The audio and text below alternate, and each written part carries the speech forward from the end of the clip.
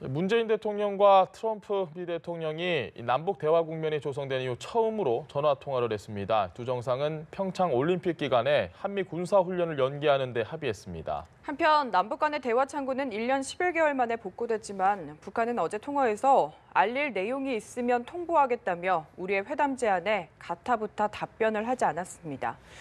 문성묵 한국국가전략연구원 통일전략센터장, 신범철 국립외교원 교수 두 분 나오셨습니다. 안녕하십니까? 네, 안녕하십니까? 선생님, 저희가 고준희 양 유기 사건과 관련한 이 경찰 브리핑을 듣고 지금 이제 이야기를 시작하니까 조금은 마음이 무겁지만 그래도 뭐 굉장히 좀 중요한 이슈이기 때문에 꼭 이야기를 하지 않을 수 없습니다. 한미 정상이 어제 통화를 했는데 큰 의미가 있는데 그중에 저는 문재인 대통령은 100% 지지한다. 많은 좀 성과가 있는 통화가 아닌가 싶습니다. 굉장히 중요한 의미가 있죠. 왜 그러냐면 사실 김정은의 신년사 내용을 보면 남북관계 개선을 한다 또는 대화를 재개하겠다, 올림픽에 대표단을 파견하겠다. 이거 다 긍정적인 것들이에요. 그러나 앞서서 핵무력을 완성했다, 핵능력을 강화하겠다. 이건 뭐냐면 이제 미국과 국제사회가 요구하는 비핵화에는 아무런 의지가 없다. 확고한 입장을 다시 한번 확인한 것이거든요. 그렇다면 한국과 미국의 입장을 이간하려고 하는 의도가 분명해 보여요. 따라서 우리가 남북 대화를 하고 관계 개선하는 건 반드시 필요하고 해야 되는 것이지만 역시 더 중요한 것은 북한의 이 비핵화를 유도하기 위해서 한미가 확고하게 공조를 유지하고 또 연합 억제력을 유지하는 건 더 중요하단 말이죠. 우리 생명과 안전에 직결되는 문제이기 때문에 그래서 많은 국민들이 우려를 했어요. 북한의 불순한 노림수에 우리가 흔들리는 것이 아니냐. 오히려 남북관계를 개선하면서 한미관계가 망치는 결과를 가져오는 것이 아니냐. 이런 우려를 했는데 문재인 대통령과 트럼프 대통령의 통화는 그런 우려를 불식시킬 수 있는 그런 소중한 계기가 됐다고 보고 방금 앵커께서 말씀하셨듯이 트럼프 대통령이 문 대통령을 100% 신뢰한다라고 하는 것은 그것은 또 문 대통령이 트럼프 대통령에게 트럼프 대통령의 의지에 부합되게 확고한 공조하에 또 소통하에 이어가겠다라고 하는 것을 반증해 주는 것이거든요. 굉장히 중요한 의미가 있지요. 알겠습니다. 그리고 또 어제 전화 통화를 통해서 이 한미 군사 훈련을 좀 공식적으로 평창 올림픽 기간에는 열지 않겠다 이렇게 연기를 했는데 이게 1992년 이후에 처음이라고 하더라고요. 굉장히 오랜만이에요. 예, 아주 의미 있다고 생각합니다. 다만 92년 상황하고는 약간 다르게 분리해 볼 필요가 있는데 그때는 중단이었습니다. 그해 하지 않았고요. 이번에는 그러니까 평창 올림픽 기간, 패럴림픽 기간 동안 하지 않고 그 뒤로 미루는 거기 때문에 약간 성격은 다릅니다. 그럼에도 불구하고 북한의 평창 올림픽 참여를 유인하는 데는 충분한 조건이 형성됐다 이렇게 생각하고 앞서 이러한 의미가 철저한 한미 공조 차원에서도 중요하지만 다른 한편으로는 한미가 합의해서 북한을 평창으로 이렇게 이끄는 유인하는 그런 의미에서도 아주 큰 의미가 있는 정상 통화였다 저는 그렇게 생각합니다. 알겠습니다. 어제 이 트럼프 대통령이 트위터를 통해서였나요? 아니면 통화를 통해서였나요? 내가 확고했으니까 내가 강했으니까 된 거다. 뭐 이런 식의 이야기를 좀 했단 말이에요. 그러니까 뭐 우리 언론에서는 약간 생색내기용이라는 그런 뉘앙스도 좀 풍기기도 하고 이게 고도의 전략이라고 보십니까? 아니면 정말 트럼프 개인의 스타일이라고 보십니까? 센터장님 생각 어떠세요? 두 가지가 다 있을 수 있어요. 트럼프 대통령으로서는 어쨌든 북핵 문제 해결, 특히 북핵 문제를 해결하려면 북한을 변화시켜야 되거든요. 북한은 작년에 우리가 문 대통령께서 베를린에서 베를린 구상을 말씀을 하셨고 한반도 평화, 그다음에 한반도 평화를 실천하기 위해서는 남북 관계가 개선돼야 되고 그걸 위해서는 대화가 필요하다. 따라서 적십자 회담, 군사 당국 회담을 제의했지만 묵살해 왔거든요. 그리고 북한이 대화와 제재는 병행할 수 없다라고 하는 입장을 분명히 밝혔기 때문에 사실은 그 확고한 입장이 과연 바뀌겠느냐라는 생각을 했었지만 지금 사실 바뀌어서 나오고 있단 말이죠. 좀 더 지켜봐야 되겠습니다만 이것은 분명히 대한민국과 미국과 국제사회가 일치된 공조와 압박을 통해서 김정은의 변화를 유도해냈다 이렇게 볼 수 있는 거거든요. 그런 차원에서 봤을 때 트럼프 대통령이 본인의 노력을 트윗에 밝힌 것은 그것은 일면 사실이거든요. 그래서 그것을 우리가 뭐 생색내는 거 아니냐 이렇게 생각하기보다는 이것은 앞으로도 사실 이건 출발에 불과한 거거든요. 앞으로 정말 김정은을 비핵화를 전제로 한 대화에 이끌어내려면 김정은은 안 바뀔 것 같이 확고하다는 말이죠. 예. 그러려면 지금과 같은 압박과 제재가 대화와 함께 병행되지 않으면 그건 불가능하다라고 하는 트럼프 대통령의 의지를 여기에 담고 있다 이렇게 저는 이해를 하고 싶습니다. 알겠습니다. 지금 말씀하신 이 대화 제재 병행이 전화 통화에서도 분명히 언급이 됐다고 하거든요. 근데 이게 청와대 발표 내용에서는 언급이 안 됐었어요. 이 부분은 좀 저희가 어떻게 해석을 해야 될까요? 그러니까 북한에 대해서 지속적으로 압박하겠다. 거기에 대해서 한미가 공감한다는 부분은 백악관의 발표 내용은 있지만 청와대 발표 내용 빠졌는데 그것은 뭐 우리 나름대로 북한에게 대화 거부의 명분을 주지 않기 위한 불가피한 선택이었다고 생각합니다. 뭐 트럼프 대통령과 문재인 대통령의 통화 내용 이렇게 나온 걸 보면 서로 현안에 대한 충분한 공조는 이루어진 것 같고요. 다만 발표에 있어서 약간 그 부분이 다르게 했는데 한국 정부가 북한에 대해서 압박을 유지하겠다 이런 식의 또 청와대 성명이 나오게 되면 북한이 그것을 또 빌미로 삼아서 대화를 지원한다든가 또 어렵게 할 가능성이 있기 때문에 그 부분까지도 저는 한미가 합의가 돼서 그렇게 따르게 발표했다 그렇게 생각합니다. 오늘도 좀 기대가 되는 게 이게 처음에는 김정은의 신년사로 시작을 했다가 우리가 바로 즉시 화답을 했고 또 어제는 미국이 어느 정도 지지 의사를 밝혔고 그럼 이제 북한 차례가 된 것 같습니다. 다시 뭔가를 해야 될 것 같은데 어떤 이야기가 오늘은 좀 오고 갈까요? 예, 글쎄 이제 북한이 답을 안 주고 있어요. 우리가 2일 날 당국 회담을 제의했는데 오늘 5일이니까 벌써 3일이 지났거든요. 과연 왜 답을 안 하는 것일까? 아니면 못 하는 것일까? 아니면 둘 다일까라고 하는 게 지금 우리로서는 궁금한 거거든요.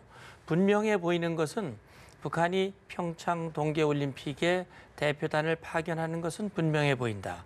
또 대화가 열릴 것도 분명해 보인다. 다만 그 시기와 장소와 의제와 방법이 어떻게 될 것인가 하는 부분이 좀 달라지고 있는데 사실은 제가 과거에 남북회담을 뭐 많이 해보면서 경험한 바로는 북한이 아주 잘하는 것 중에 하나가 뭐냐면 지연이에요.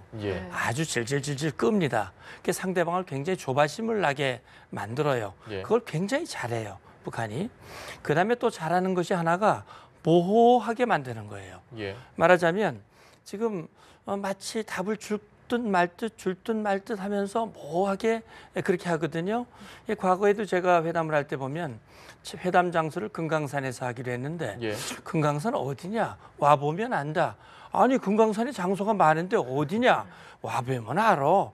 이렇게 모호하게 하는 그런 행동을 많이 해왔는데 글쎄 이번에 좀 달라진 모습을 보일지 모르겠는데 오늘이라도 북한이 빨리 답을 주는 것이 저는 순서라고 봅니다. 그래서 9일 날 할지 어디서 할지 무엇 할지 그걸 분명하게 해야 우리가 준비를 잘 할 수 있고 원만하게 진행될 수 있으니까 끌지 말고 준비가 됐다면 바로 발표를 해주는 게 전 순서라고 봅니다. 그 말씀하신 이런 북한의 지연 전략이라고 해야 될까요? 역시 통화를 하면서도 좀 느껴지는 게 우리는 9시. 근데 북한은 표준 시가 또 9시, 우리보다 30분 늦은. 그러니까 9시 반이 돼야 뭐가 항상 오고 우리는 계속 기다리고 이게 반복되고 있습니다. 이것도 기싸움이라고 봐야 되나요? 협상의 주도권을 장악하기 위한 일종의 기싸움이라고 보겠죠.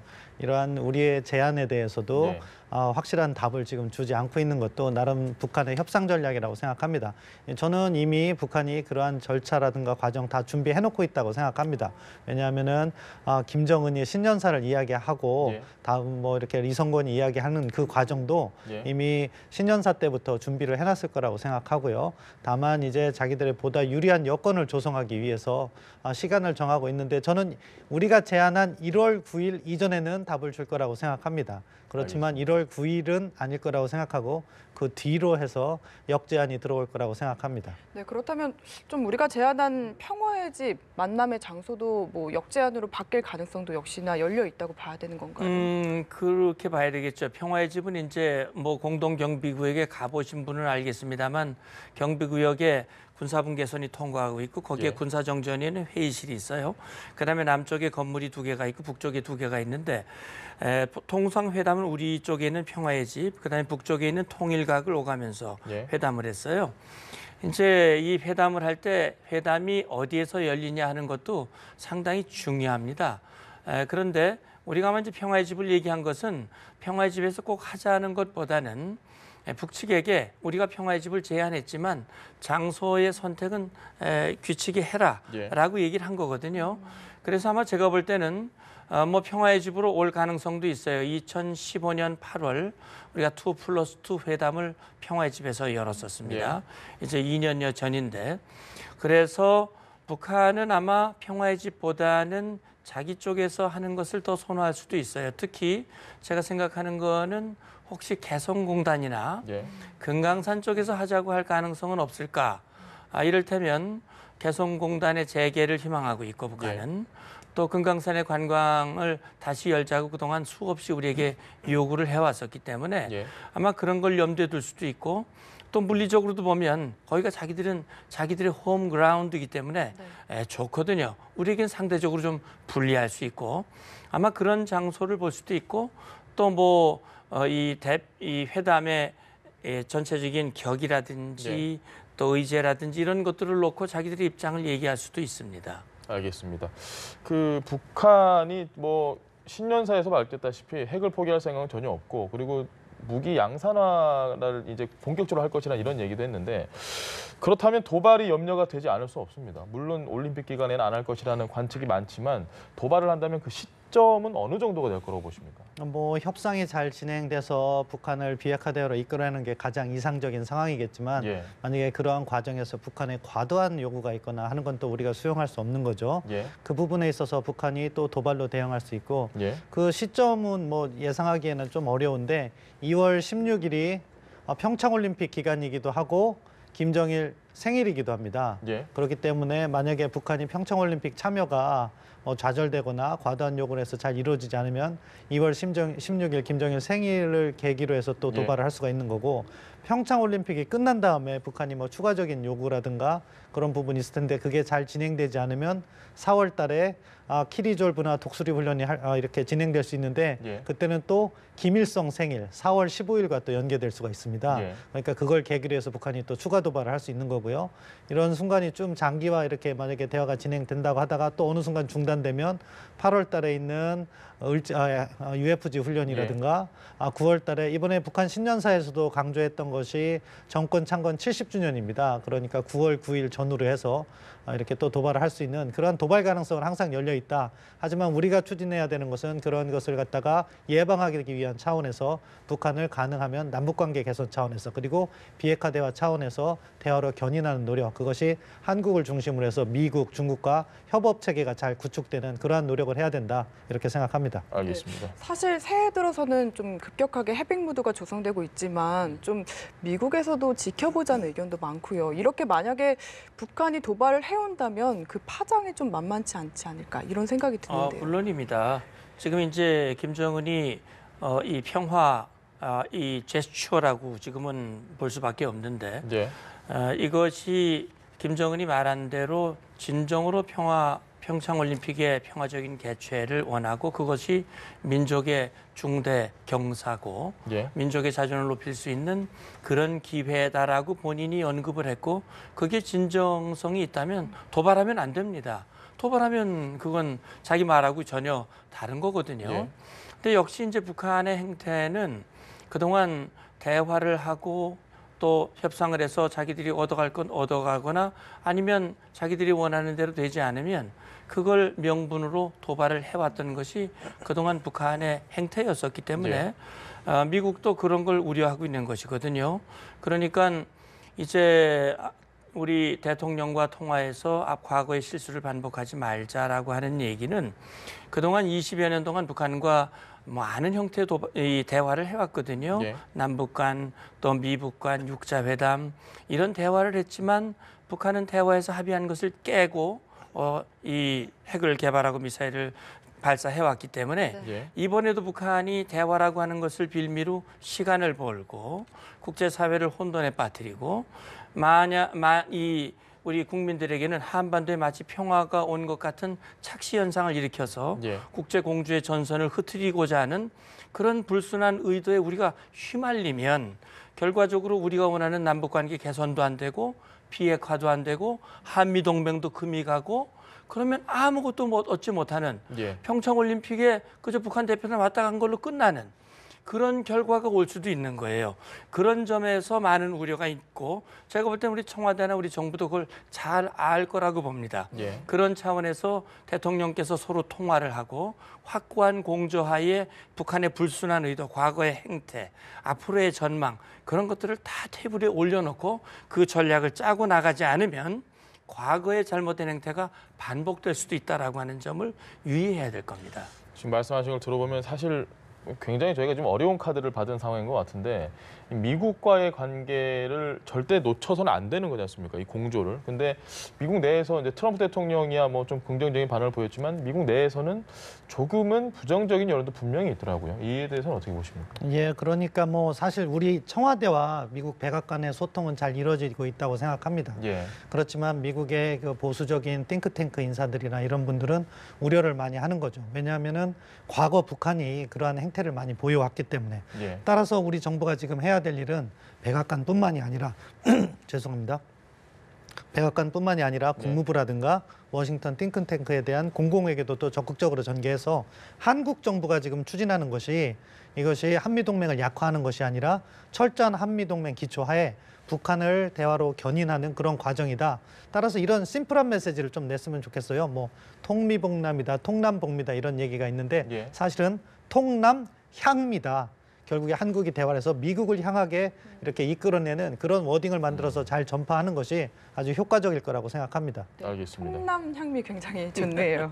좋은 말이네요. 네, 이런 분위기 속에서 한중 육자회담 수석 대표가 오늘 서울에서 열리는데 어떤 이야기들 좀 오갈 거라고 예상을 하십니까? 네, 일단 기본적으로 김정은의 신년사 이후에 지금 전개되는 상황들, 여기에 대한 중국의 입장, 또 중국은 우리 한국의 입장을 듣겠죠. 서로 이제 인식을 공유하는 것이 중요하고요. 예.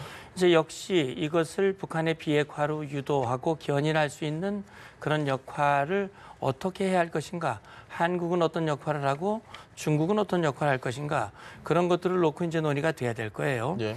역시 지금 한국과 중국 입장이 서로 다르거든요. 중국과 미국의 입장도 다릅니다.